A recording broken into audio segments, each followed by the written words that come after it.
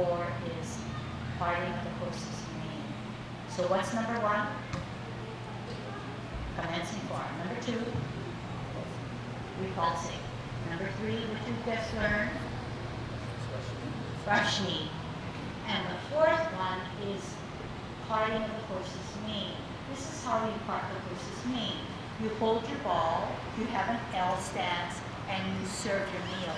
And we went through this the first 2 lessons because we're talking about hand motions, twist step, T stance, holding our ball. We talked about how to hold our ball, chest level and down 10 2 inches.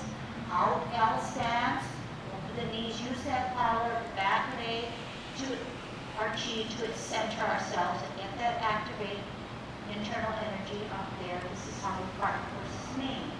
So when we part the horse's mane, we are then again centering our front hand, but this time we're not pushing away. We're serving a snack to someone. Not way out here, not way out there, but in the center of our body.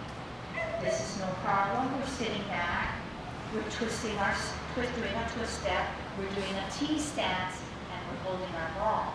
In order to part the horse's mane, you're going to have to start with the ball, and you're going to have to come out and serve your snack. So it's relatively easy.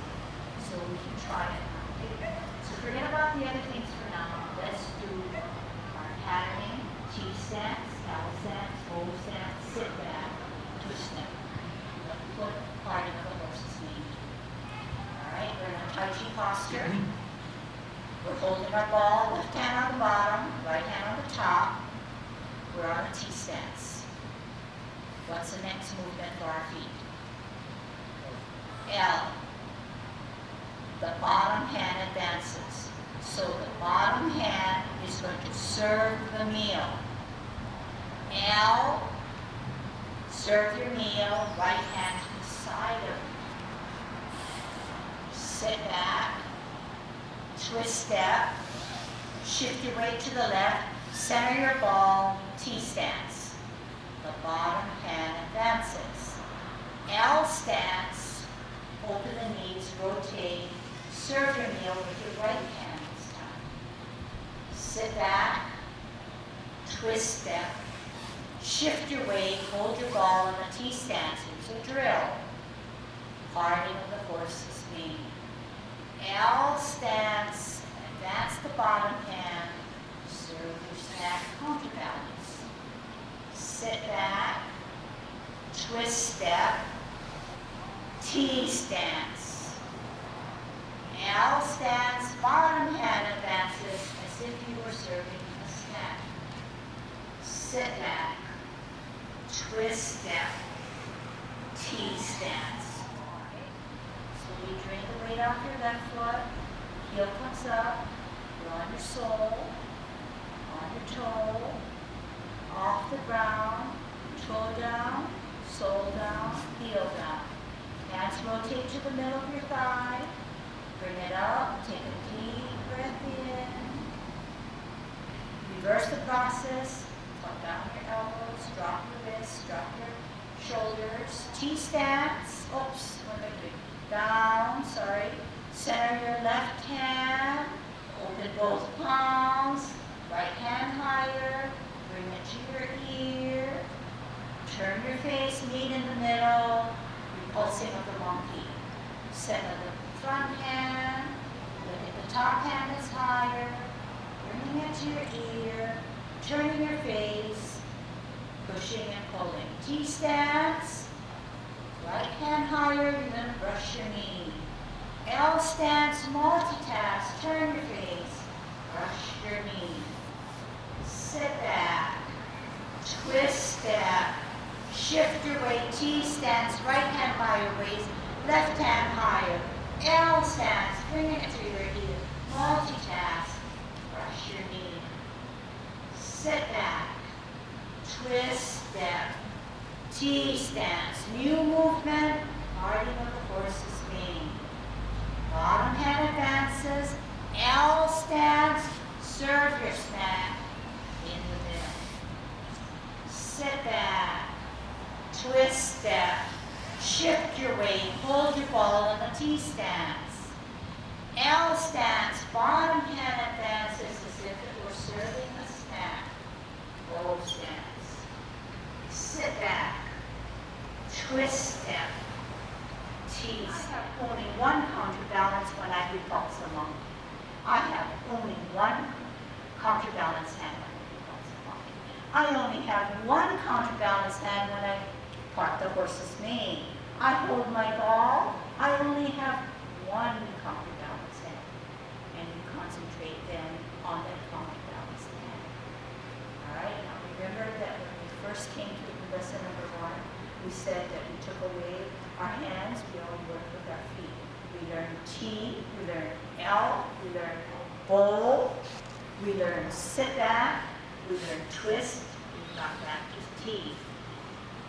Now our hands, as a reminder, we said no matter how you hold your ball, the bottom hand advances, meaning the bottom hand has to take the lead movement. When you hold the ball, do it with me, any bottom, left or right, the bottom hand advances if it were serving a meal to center our body, and the other hand comes to the side to a counterbalance. You hold your ball, the bottom hand advances as if to serve a meal, and the other hand counterbalances. Hold your ball, bottom hand advances as if it were serving a meal, other hand counterbalance. Hold your ball, bottom hand advances, part the horse's mane. Hold your ball in a T stance, bottom hand advances, serve your meal or part the horse's mane.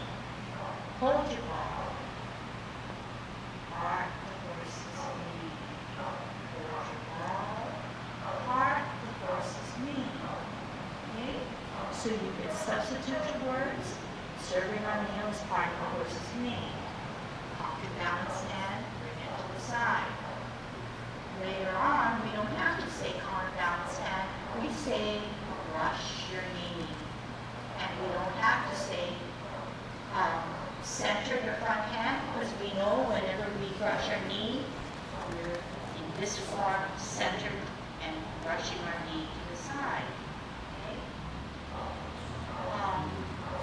Commonalities. When we repulsed the monkey and we brushed our knee, we saw that we centered and we brought the back hand to our ear and pushed away the monkey. When we brushed our knee, we brought it to our ear and we brushed our knee. Similar movements. Okay?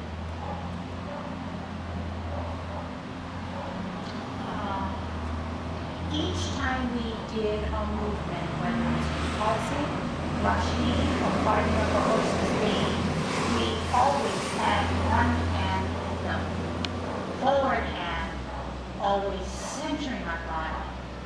So you can check yourself. You can part the horse's mane nicely, but can you brush your knee, centering again? Okay? Also, remember that we're addressing our danten. Our danten is where your finger is, where mine is. Show me where your danten is. Okay, a little bit below, okay? And it's way inside the center of your body. So if that silk thread that goes through our middle of our head is holding us up to the sky and the heavens, it's also through the center of our body, through our danten, all the way down. So when we move, we have to be aware of our center of gravity. We want to be in the best form and the safest way to move. When we are out of whack and misaligned, that's when we trip or fall. Okay? And that silk thread can never be held this way because we're going to fall straight down. So it has to, our chin cannot be looking up. It has to be slightly towards our chest, but our eyes have to look not down there, but way ahead of us. Okay? We can only move when, right now we're 50-50 and commencing form, we can only move as we drain the weight off of our left foot and plant it on our right. Then we're able to move. If you think that is easy, it is easy. But if you look at the videos from the other classes, we are saying, this is not Tai Chi if you did a nice Tai Chi posture and then decided that this is commencing form. That's not really Tai Chi. That's just kind of mimicking what I just did. But it's a start.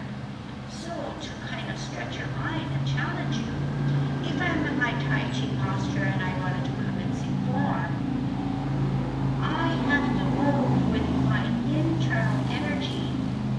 What's internal energy? Your internal energy is your chi that's stored within you. Now you have to learn to activate it, to move it. So here I am doing Tai Chi posture, and I want to do commencing form. I drain the weight off my left foot, and I plant or root my right foot. This is where my energy is. But in order for me to advance that insubstantial foot, my left foot, I'm going to have to use the power of my internal energy to move that. It is different from saying, commencing form, up, down. It's very different because the energy that's stored in my planted foot, this time my right foot, it's rooted, just like a banyan tree. It's so huge that you go there and you shake it, it won't move. So this foot is planted as if it were a big, huge tree. But this is where your internal energy is. To move it, it has to come from the sole of your foot to your ankle, to your leg, your knee, your thigh, your hips, your waist, your chest, your shoulder, and move them to your, across your body down here to come down to a 50-50. Okay? That's commencing form. But when you part the horse's mane, my energy is in my back. I'm moving it up like how I told you, but I'm bringing it to the tips of my finger. Okay? So in this instance, I'm not doing anything about my internal energy. Okay? But there's a lot of time for that. But if you understand it now, perhaps you can practice that. So all you have to remember is that weighted foot, which is usually in the back, has all your energy. In order for it to move internally, it has to, the movement occurs when it comes from your sole to your ankle, your leg, your knee, your hips, your waist, and then across your chest into your extremities to your tip of your finger. Okay? And that takes a lot of concentration, takes a lot of practice, focusing. But when we first start, it's okay to just follow because you are learning the movement. And later, as you get the movements down smoother, you can refine it to get that energy going. So that's our ultimate